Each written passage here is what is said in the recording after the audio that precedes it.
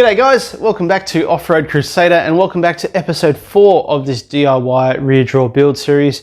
I'm very excited to start it because it is all about 12 volt. This one is going to be including all the little gadgets and gizmos that I've always wanted to include in a 12 volt setup. And I'm going to be going through showing you guys some little tips and tricks, some skills, that sort of thing, of how you can go about doing it as well. Early disclosure here guys, if you are not 100% confident and certain with 12 volt wiring and the requirements and dangers that are included with it, definitely get in contact with a auto electrician in your area. Liaise with them, contact them, speak with them, discuss with them your plans, how you plan about doing it and what you plan to do. And they hopefully, if they're good at their job, will be able to give you some advice and direction in terms of how you can make your sort of goal become a reality and for you to be able to do it at home. My personal experience with 12 volt, I've been doing it for a long time with the Prado and it hasn't burnt down. I've been able to speak to a bunch of professionals and get their opinions and their advice on a bunch of things. So that's why I feel like I'm in a position where I can teach someone who may not know anything about it. So if you know more than me, then definitely comment below and tell me where I've stuffed up, where you would offer advice for improvement, or you may change direction entirely and do something differently. Let me know in the comments. I'm very interested to hear your thoughts. So as most of you know, I'm going to be running pretty much most of my gear is Redarc gear. I've decided to run the Manager 30 and the Redvision system for my 12 volt setup.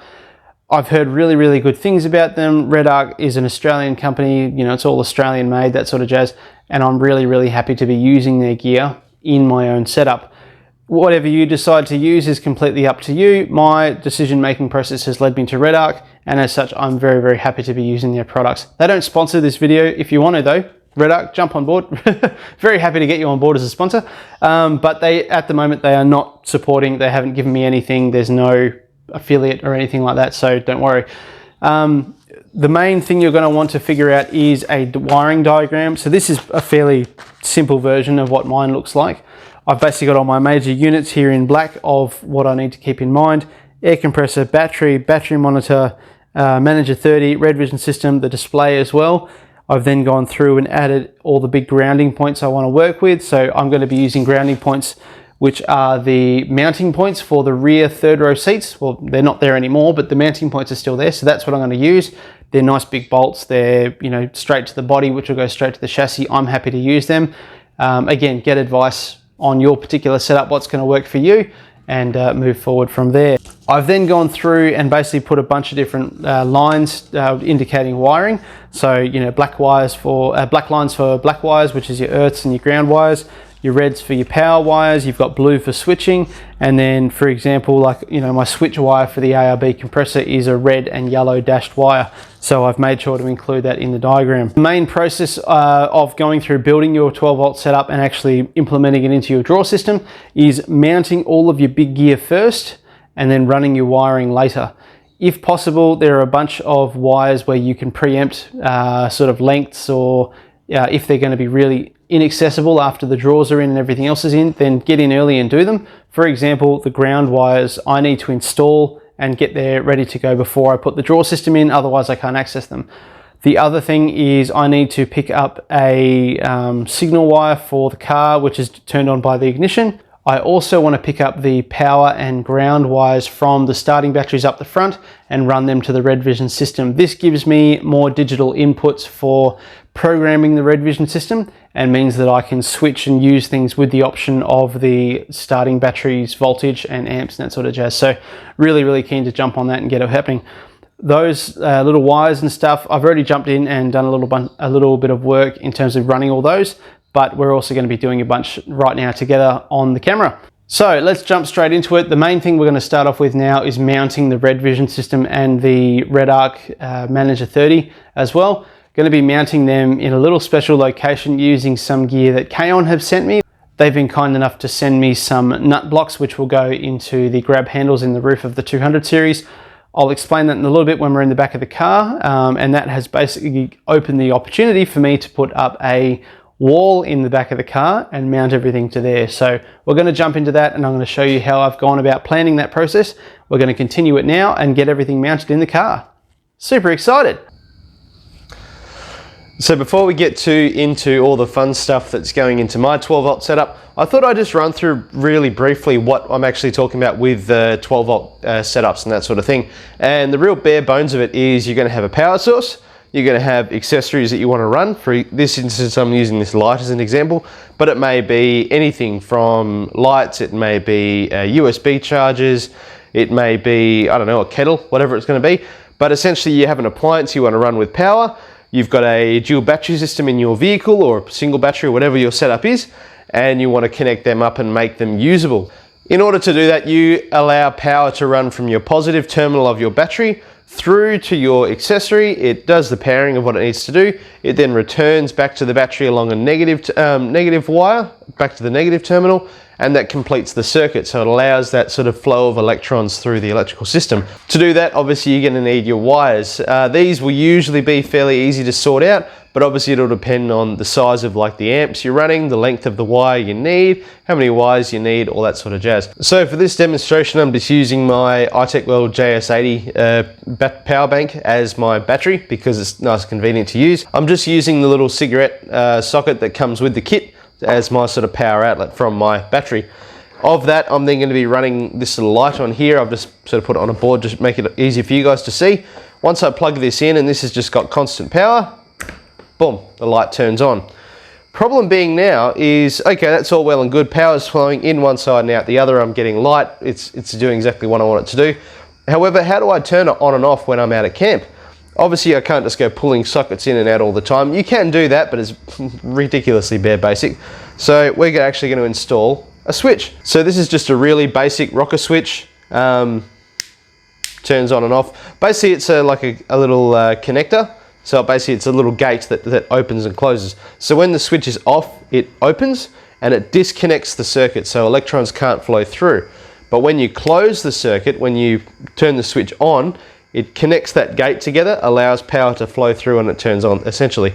So what you're basically going to do is have power coming from the battery to this switch and then going out again to your appliance, which in this case is going to be there. So we're going to install this in line to this circuit, and I'll show you exactly what I mean. Usually on the back of the switch there'll be a little diagram to show which pins are what. You really only need, say, a 2-pin switch, so power coming in and power going out. This one has a little LED that lights up when it's on, which you need to connect up to an earth point. Not necessary for this application, so I'm just going to go ahead and load them up. So we're going to put that one on there. I'll connect the power. Got power flowing to the switch, but not onto the appliance. As soon as we turn that switch on, boom, we've got power going to our appliance. Obviously then you can have your switch mounted wherever you want to in the car, and all the wiring and stuff can stay hidden and out the way.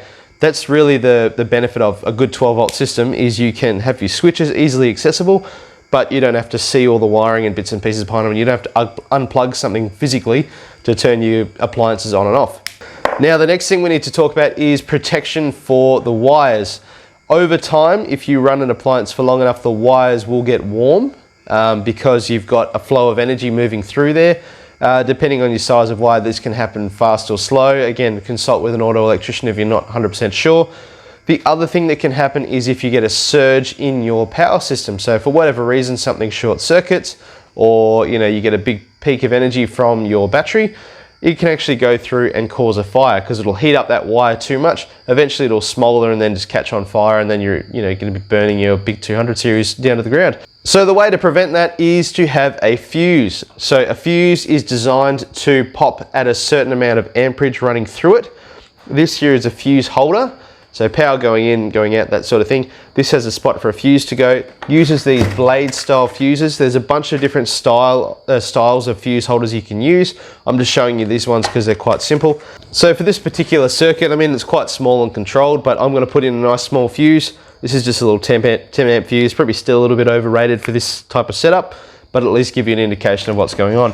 So this gets installed on your power wire. Ideally, you want this installed as close to the battery as possible.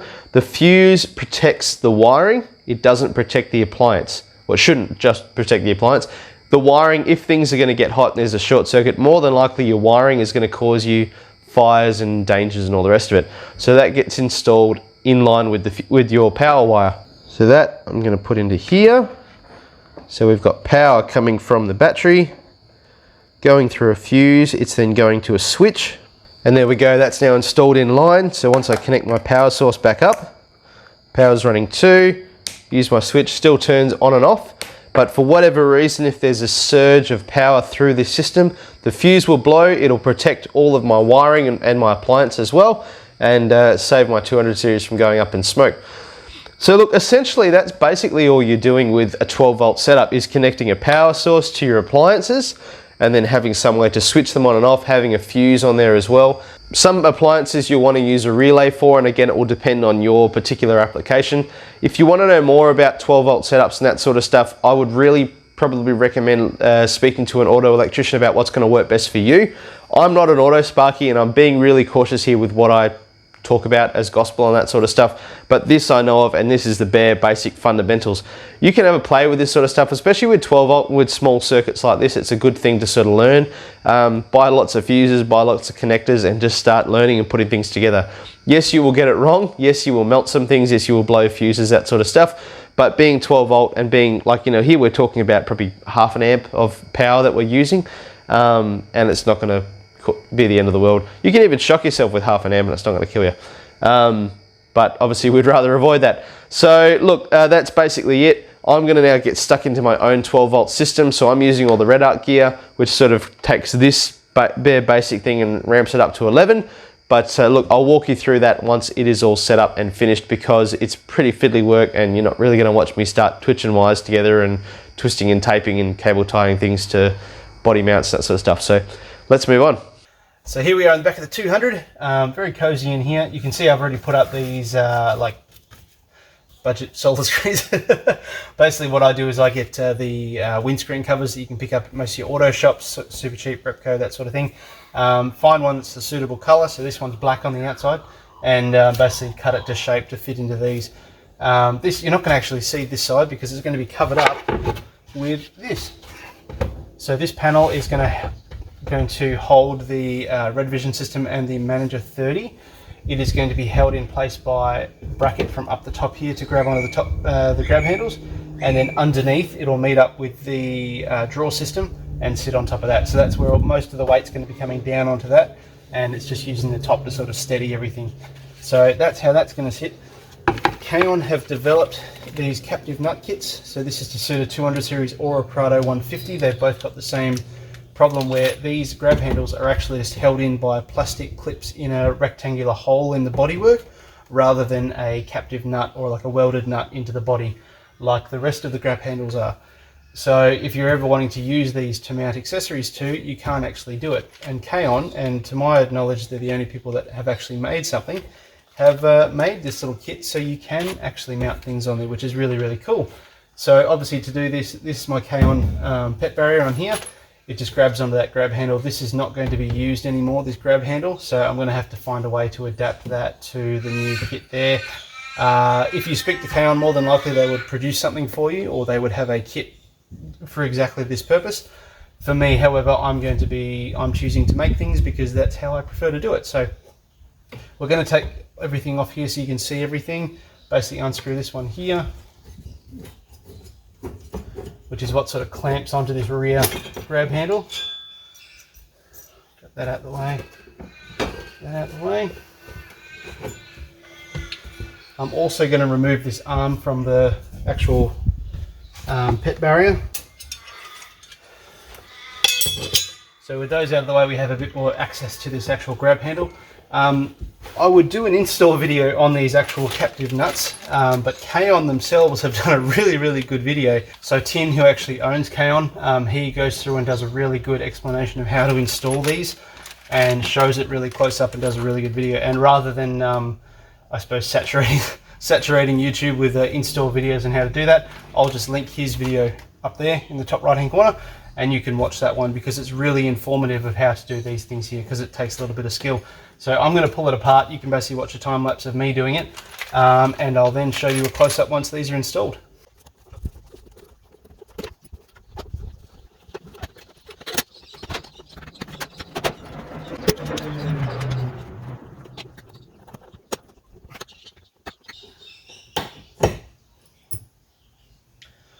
So that's the little metal clips that hold it in. basically push into a rectangular hole in there. The new captive nut kit does come with enough captive nuts to do left and right sides, but at this stage I'm just going to be doing the passenger side of the car. And there we have it, the captive nuts installed in the roof of the 200 series. Really cool little product that. Super easy to install, and they're not going anywhere. So I'm really confident that they're going to work really well for what I wanted to do. Ta-da! And that's what a night of work will do for you. So these little brackets up here I've made, pressed and bent up to sort of meet up with the shape of the roof. They've obviously got the bolts going through to those Kaon nutserts that go into the grab handle holes. They then come down the back of this board to grab onto it. So there's a hole at the back. I've just put a nut and a bolt through these to hold them in place.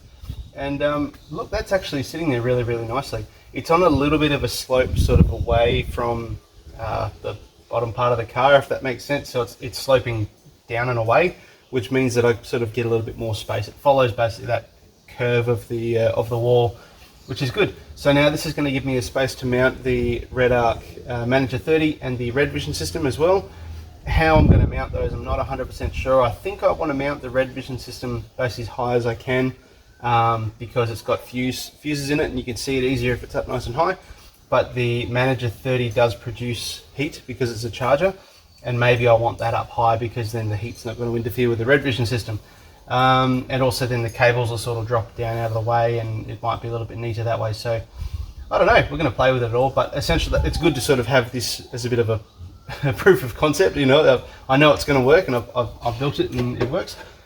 That's the lower section, so the little wing kit that will sit under there. You can see there's a bit of a gap, and that's so that I can build a bracket that will match up to the bottom here. I want to basically take all the weight from this onto this panel and bring it down onto the drawers so that the weight is not pulling on these grab handles, because they're not designed to have a huge amount of weight on them, you know, a few kilos at most. So I think the plan now is to get the Redarc units all mounted up on this board, figure out how I'm going to do that. From there I can then figure out how I'm going to run my cables down to the drawers and as such, and then we can get to actually wiring this thing up, and hopefully I'll be ready to go away this weekend on this big trip. So got to get my butt into action, hey? Let's get moving. 1 hour later. Alright, and there we have it. That's going to be my lovely Redvision Redarc board. That's going to hang up and cover that side window. That looks awesome. I really can't wait to actually get all this set up now. So I've just finger tightened the bolts and everything that's in there. They've just got normal nuts on the back. I think when I actually install this for real, I'll put nylock nuts on there just so I can be 100% sure they're not going to wiggle loose. So look, we're going to go and hang this up in the car now. I'm going to test fit it. You guys are going to have to wait till the end of this video to see how it looks. I'm going to test fit it. If she's all good, then we'll move forward with wiring, I think. And if she's not all good, then, well, I don't know. We'll fix it somehow. Rightio, we are just about ready to put the drawers back in the car for the final time. I've just been through and been finishing up all the wiring that's going to be hidden behind this quarter panel. For example, the power wire running to supply all the 12 volt system is the old twin core 80 amp wire that I was using for the compressor. So instead of going out to the compressor, that's now going off to the charger to charge the whole thing up. We've also changing so that the compressor is going to be running off the lithium battery in the back here. Shorter run of wire will mean much better voltages overall. So that also neatens that all up. We've got the switch wire to turn on the compressor, as well as allowing for the air fitting for the compressor so it meets up with the hose reel. And then we've also got another wire there, and that's for the RGB steady rock lights that I've got installed as well. I made sure to get them in so I didn't have to take these quarter panels off again. So they're all in, ready to go. There's all my wires there. Just been giving it a quick vacuum, making sure it's all looking schmick. Yeah, I think it's time to get the drawer in and actually see what this is all going to look like when it's finished.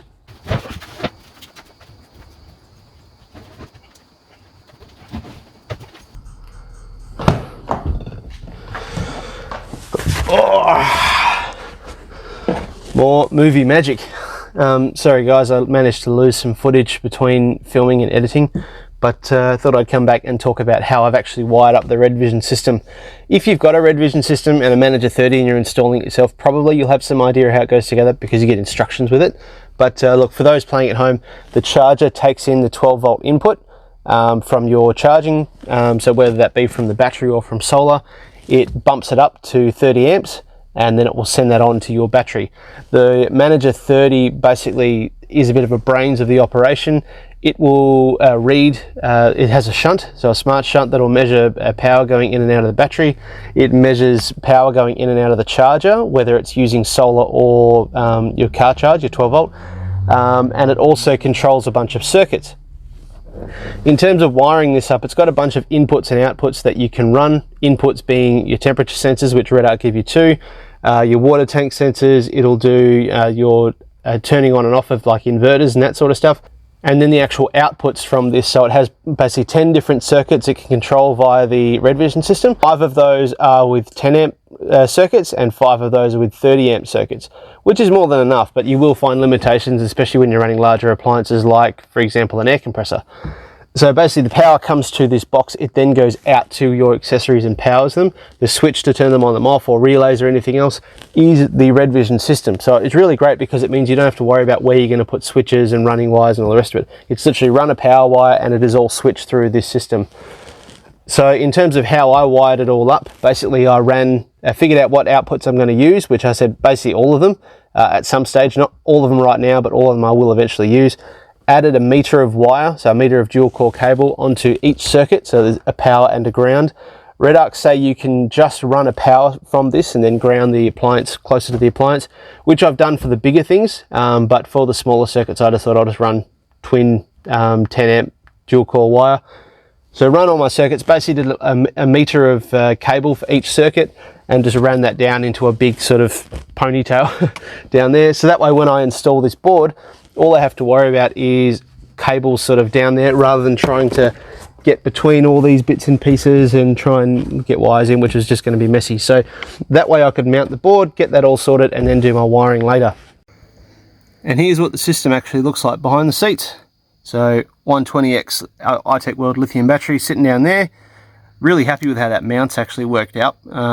It's sitting in there really nice. Next to that you can see the shunt. So that picks up a bunch of loads coming off the negative terminal. A bunch of wiring bits and pieces. There's the Redvision system and the Manager 30. The water tank sensors and all that spaghetti of wiring hiding behind there.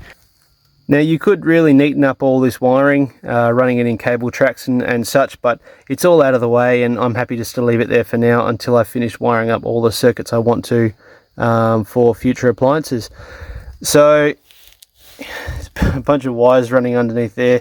I'm not going to go into too much detail about how I've wired it because look, if you're going to be doing this yourself, grab your diagrams of all your appliances and figure out how they're going to work. Again, if in doubt, consult an Auto Sparky.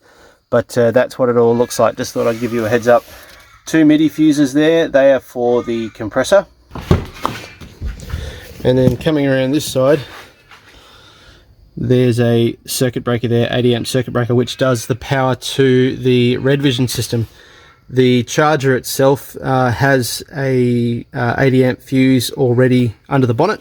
So that's basically protecting the circuitry all the way to the charger. That's one of the temperature sensors that Redarc give you. This one I'm just using for ambient air temperature, and I basically just coiled it up and left it out of the way. So now that this is all done, we can actually go through and start configuring the Redvision system. Redarc do a great series of videos on how to do this. So if you're doing this yourself, I would highly recommend watching those videos because they're much clearer and they're much prettier than I can make them. So look, I think that's pretty much the 12 volt system sorted.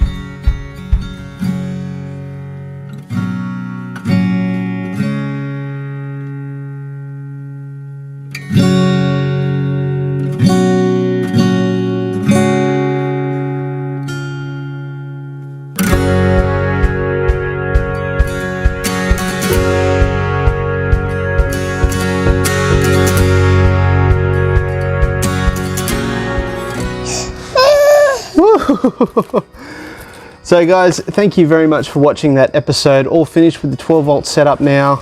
Very, very happy with this Redarc Redvision system with the Manager 30. Look, it's doing everything I want it to do. I'm very much looking forward to expanding on all the stuff that the Redvision can do. I've only really scratched the surface of all its functions, and I'm super keen to see how it all ends up. Little Cody here is going to enjoy it as well. Probably won't appreciate it quite as much as I do, but I'm sure he will. Thank you very much for watching. Just a reminder, we do have stickers and also patches. I'd show you, but he's got it. I'll put a picture up. Available for sale, so if you want one of those, do message me and I will get one out to you. The final video with the drawers is going to be all about finishing these off, so it's going to be doing all your carpeting. I'm going to be running some probably tie-down rails on this as well. Yeah! So stay tuned for that, because that'll be the final episode, and I'm going to go through all the little features and stuff I've done with this drawer setup, and hopefully you guys can get some ideas from it too. So cheers guys, we'll catch you in the next episode. Thanks. Yeah! Can you say Redarc?